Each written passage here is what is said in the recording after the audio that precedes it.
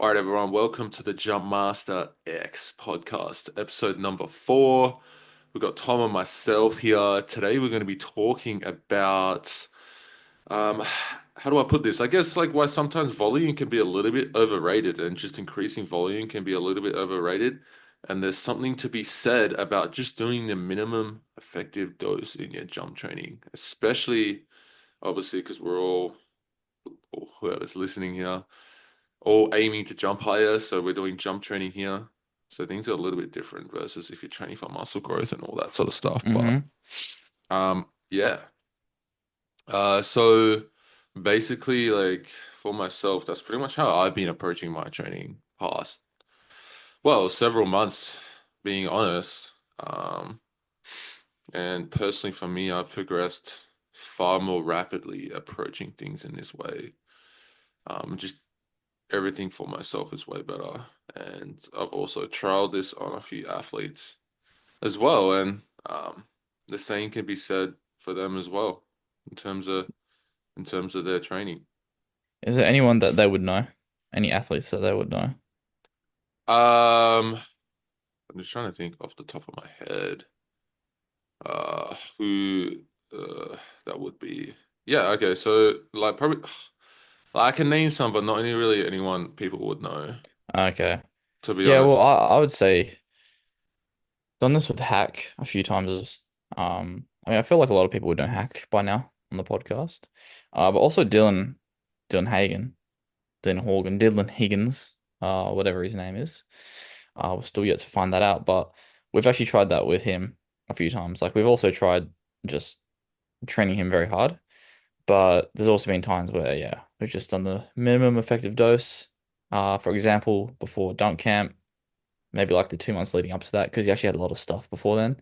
So it was like, it's really about just making sure you're fresh. And also recently, because he's just started his basketball season up for school. So obviously you can't be going crazy in the weight room with volume, that is.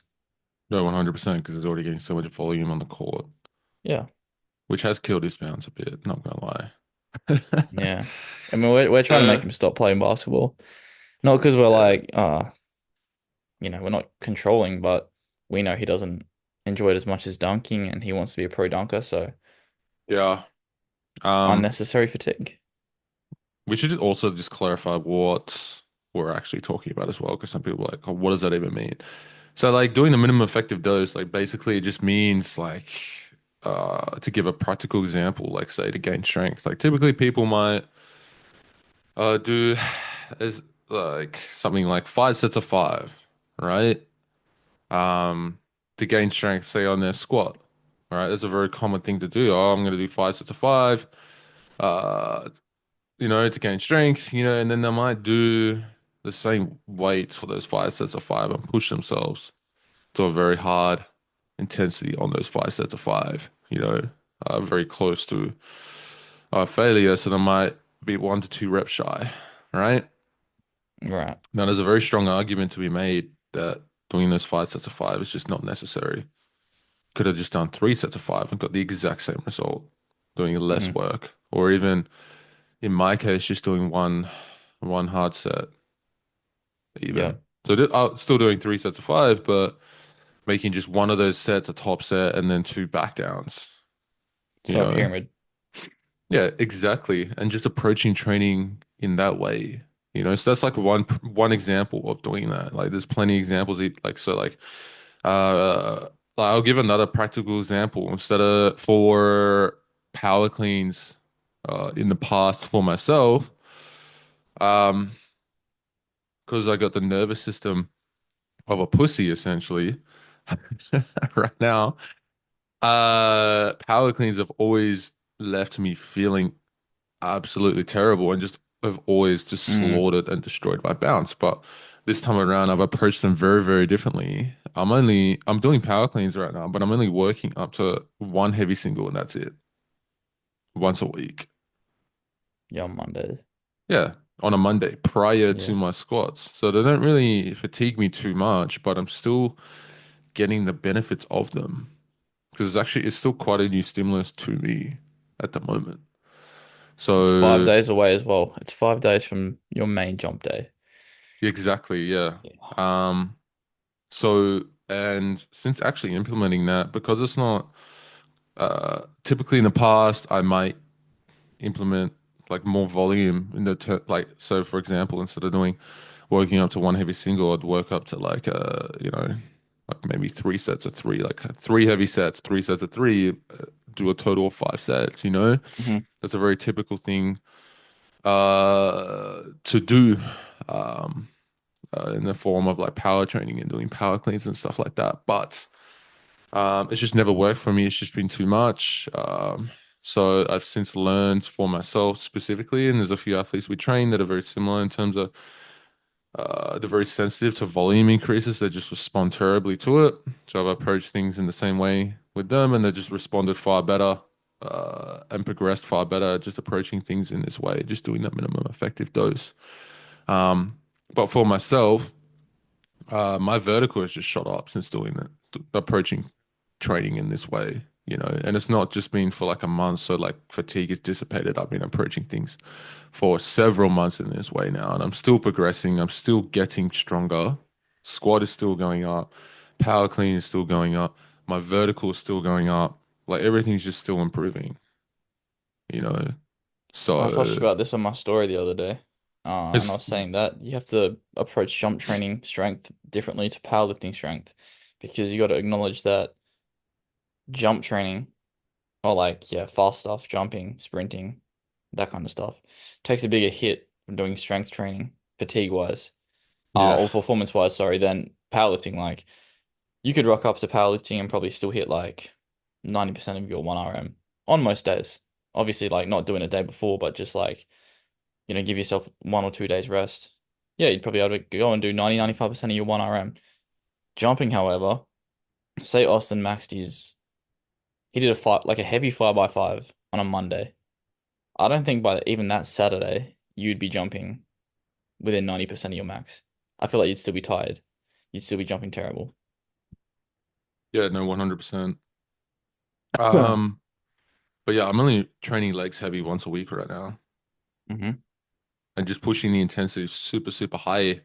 And it feels amazing because every single Monday I can just progressively overload quite easily because my body's recovered, it's fully adapted. Well, jump sessions way higher quality. So I'm being able to practice dunks at a higher level way more consistently right now. So which leads to far better skill development for me. So I can actually practice the thing I want to get better at well and at a high level.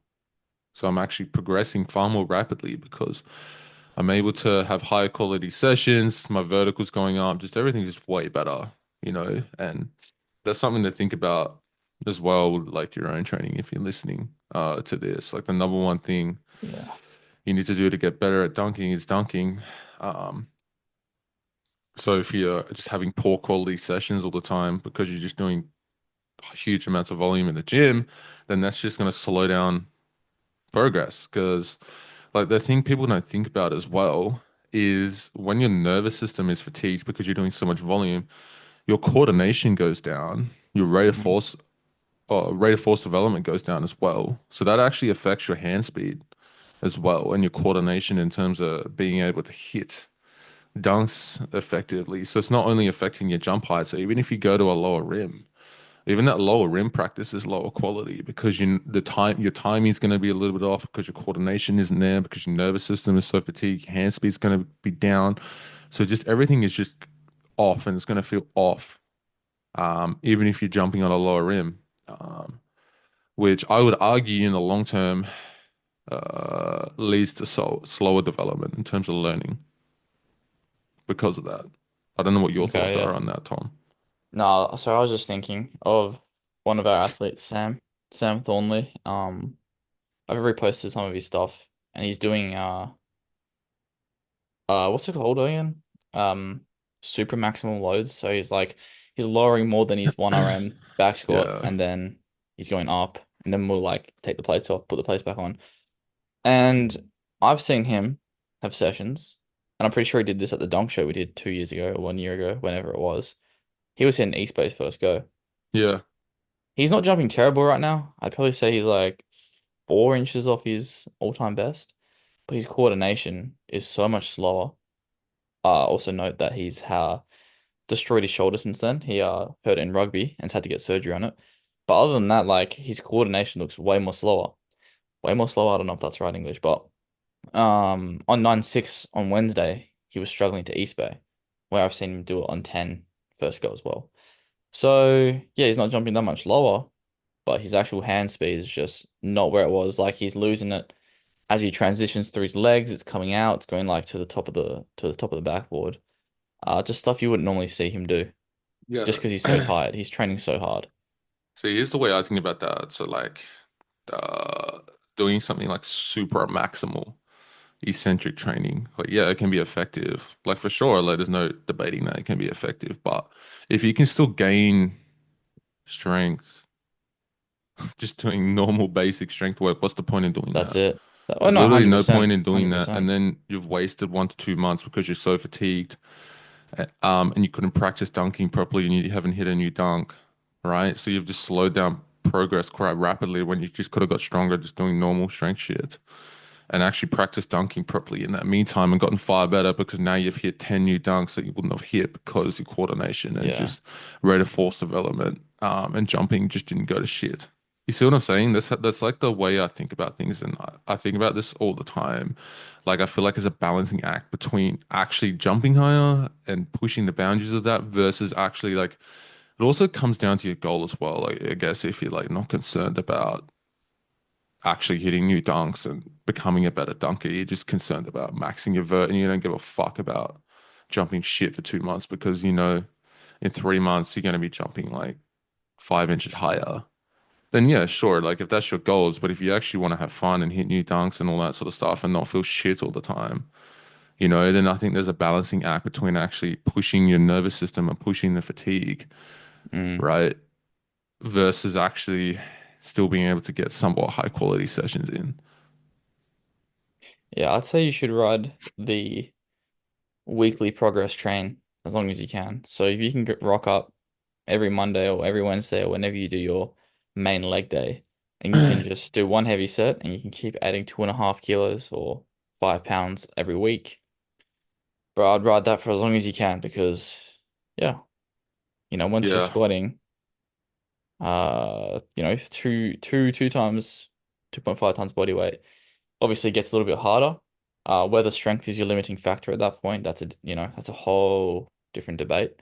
And also, obviously, it depends on how tall you are. Like for Rambo, he's a 5'4" guy. We're training to dunk, literally 5'4", like not fake 5'4". Literally, he's 100 and I think he's like 165 centimeters, something like that. Yeah, he needs to be strong, and like he's already really strong. He can probably back squat 140 for one at like 72 kilos body weight, but he's 5'4", meaning he needs to be much stronger relative to his body weight than Austin would. Because Austin can't, you can, no, you can't squat 2 times body weight yet, but you jump over 40 Oh, over 40 is debatable, but like or 100%. 40. Let's I say jump 40 40, right now. but you don't squat 2 times body weight. So Nah. why is that? Because he's fucking 10 foot tall, this guy. Oh, no, but like, here's the thing. Like, I don't squat 2 times body weight, but it's close. Like, I would say my Yeah, it max right is. now is like around 170 and I weigh 93. So, like, 2 times my body weight is 186. So, I'm not too far off 2 times body No, you're weight. not. Well, okay, well, let's say you say you weigh 93. Yeah. Okay. Would you ever go back to 90? Or do you prefer being 93? Do you feel better? I just don't see the point. Yeah, no, fair enough. Like, yeah, like being lighter is sometimes better, but like, Um, then I wouldn't be able to gain strength as fast. Like I wouldn't have as much in it. Like I just feel good right now. Like why what I'm doing is working right now. Why would I just Hmm. try to change it? You know? By the way, yours is 1.83. I just worked it out. Yeah. So let's just say you got to your squat two. Let's say you got your squat two, 185. How high do you think you'd be jumping? Same body weight, same jumping consistency. but you get it to 185 in the next 6 months. I don't know, probably like 43 or something. Yeah. It just I feel like depends. for you, it's Like, going to be like almost exponential. it just depends. Yeah. Like, that's the thing, right? It just depends. Like, if I get to 185 and the bar is still moving at a decent velocity, then yeah, like I would be jumping higher because it's going to transfer to my 2 foot jumping, you know? But if it's like 185 and it's just moving slow as fuck, then yeah, it's not really going to transfer that well. Hmm. You know, like still Yeah. might transfer a little bit, but because I'm already slow as fuck, then yeah, I'd Are you argue still trying to like get to 180? I remember you mentioned something about getting to 180 I am, but I'm before. not. Yeah, Yeah, you're not like super like, oh, I have to do it by this date. Uh, yeah, like Anything like that. I'm still constantly getting stronger, but I'm not like maxing or anything. Yeah, I'm just doing yeah. sets of like three, and just using linear progression. Like two Oh yeah, weeks we ago, I also did talked to 140, 145 for three. Last week, I did yeah. 147 and a half for three. This Monday, I'll go for 150 for three, you know? And Hmm. then if I can't push it up, I'll just do the same weight for a little bit until I can, you Yep. know? Just whatever. Hmm. Oh, I remember we Cool. were talking about this yesterday and the day before as well, because we were actually trying something with one of our athletes who is like, I don't know, one of the most hip dominant people we've ever seen. We're gonna try and get his quads stronger. He's a powerlifter, by the way, and he actually has weak quads. Well, not weak quads, but compared to his posterior chain, it's insanely different. Are you currently doing any uh quadricep hypertrophy at the moment on top of your strength training or no? No, not directly Not because directly. my squatting pattern, I already get a fuck ton of quads. Like I can literally feel my quads after I squat, like burning and Okay, fuck pumped. yeah. And I'm Good. doing sets of three. Yeah, that's So, interesting. yeah. Yeah, yeah, Yeah. I don't know. I might add that in at some point, but not yet. yeah. Hmm. I want to eat space first. So, Bro, what's really interesting is like I feel stronger and healthier when or obviously I should feel healthier, but like when I'm doing sets of five as opposed to like sets of three or like sets of six, I feel really healthy. I don't know if you found the same. nah. You feel better doing lower rep? Yeah. Okay. Because I recover better. Mm. Yeah. I recover better. Yeah, and I was just thinking like why that's the case. I've heard both ways, to be fair. Like obviously I think I jump better when I'm doing lower rep stuff, of course. But in terms of just like knee health and stuff, higher rep, You lower should weight. try doing low if you when you go lower reps, you should because the intensity is higher, you should try doing less volume and then see how you feel. Yeah. When I'm peaking for sure. For sure. Yeah. Wait, Um, you had a few point. Yeah, you had like a list, right? yeah, yeah. So like we already covered the first point, like why Mm-hmm. doing the minimum effective dose, like, like the argument for it. Like higher quality dunk sessions, so you can actually practice dunking properly far more regularly. So you're gonna progress faster from a skill perspective. Like better recovery. Um, sure, yeah, like 100% you're gonna recover better if you can recover better. You're gonna get stronger faster, you're gonna get more powerful faster, all that. That's number one. Better quality of life too. Like I don't know, like I'm sure most people that have trained like absolute monsters, uh, you feel like shit all the time if your nervous system is just destroyed. Like your dick doesn't work properly, you know. Mm-hmm. Um, you just feel tired all the time, you're more irritable, your sleep is more restless, just everything is just terrible in your life. And you just don't want to talk to anyone. So you're more happy, more regularly, you can Mm-hmm. handle just everything in your day-to-day life far better. Because no one has the perfect life unless you're like, a pro athlete or doing what we're doing, where you're training your life. Everyone's got work to do, like they got kids, all this sort of shit.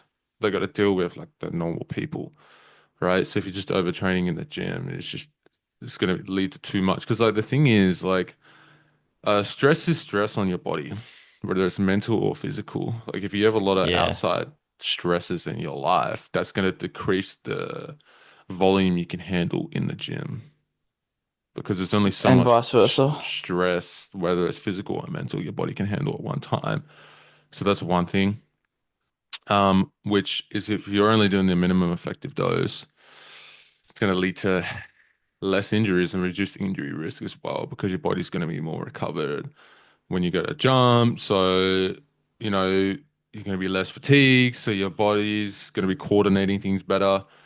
Your muscles, Hmm. from a tissue standpoint, going to be more recovered. So, like when you're doing sprinting, when you're doing jumping, like players, that sort of shit, you're going to be less susceptible to muscle tears because you're just not overdoing it, overcooking it. So we all know if you get injured, that leads to less progress as well. So, um, yeah, and just there's so many strong points to just do less in order to progress Yeah, more. You know, it's kind of for ironic. sure. But I've experienced this firsthand with my training. Um, yeah. Also, I've been talking about this on my story a lot about sometimes you're better off just literally go have a nap, go to bed, stop worrying about all these weird like recovery tools, like these weird massage guns, weird, you know, ice baths, all that.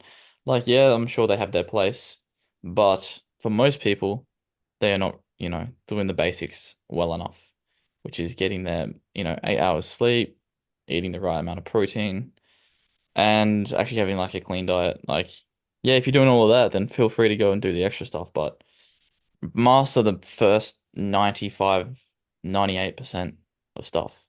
Then worry about the other stuff because it's not going to do as much for you. Yeah. Um, no, 100%. The keto recovery is doing less, not more. Hmm. It's nearly never adding more.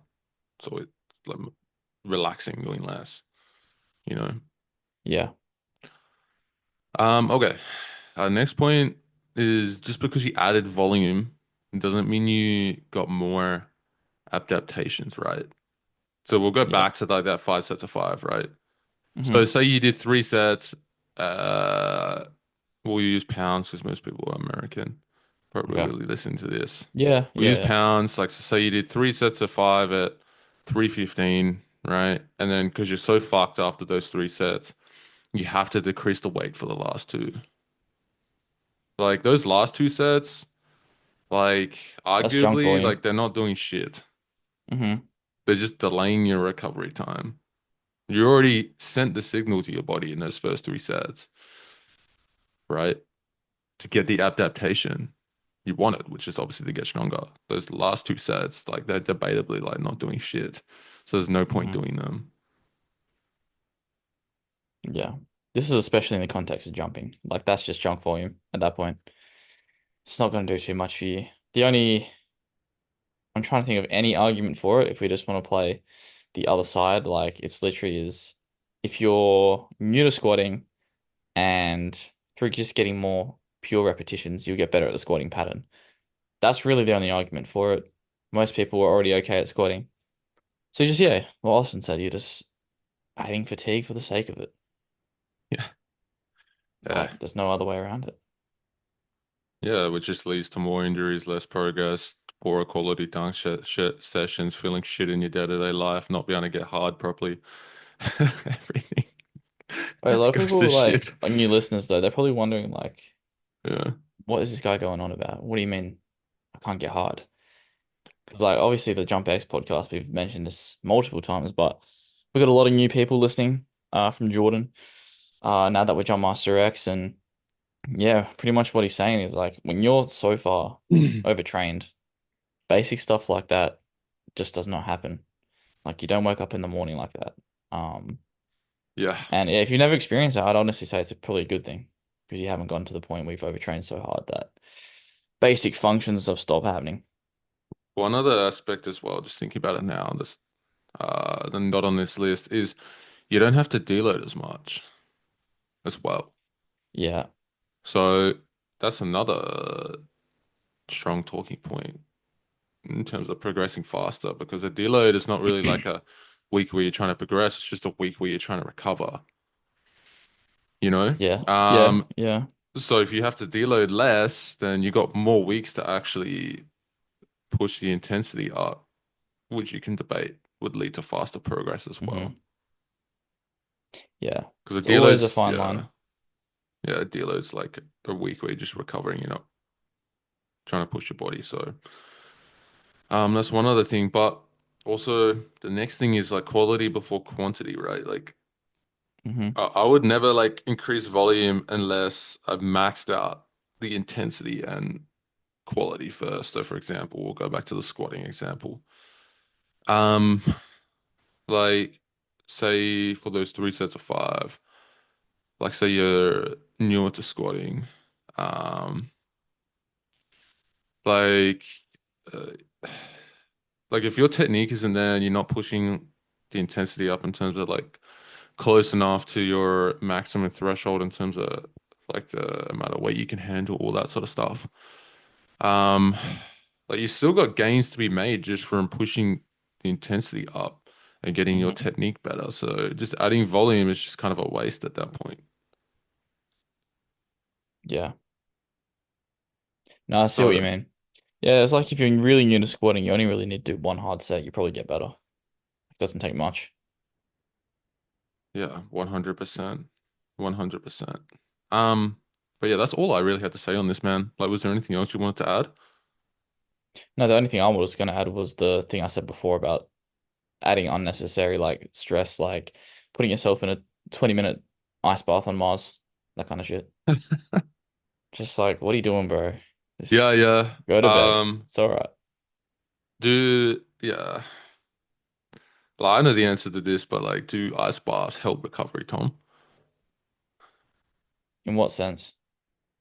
I think In terms of actually that getting an adaptation, like getting your body no, to actually they get better. actually there's actually been research showing that if you have an ice bath straight after like a strength session, you're gonna lose some benefit of that session because Yeah. people think, oh, inflammation equals bad, but the inflammation is there for a reason, and your body adapts to that inflammation. And if you just keep halting that, the what's it called, muscle protein synthesis is not going to happen as well as it should, aka you're not going to get stronger. So if you do it straight after, probably not the best thing. The only time I would use it is if like you just like absolutely battered yourself and you need to be fresh for like something the next day. In that case, yeah, or maybe you've rolled your ankle, then obviously ice it because the inflammation becomes too much in that case and actually starts hurting itself in the sense that the inflammation is causing more inflammation, which is just bad. But those are like very small situations. I see people ice bathing after like a 10-minute run.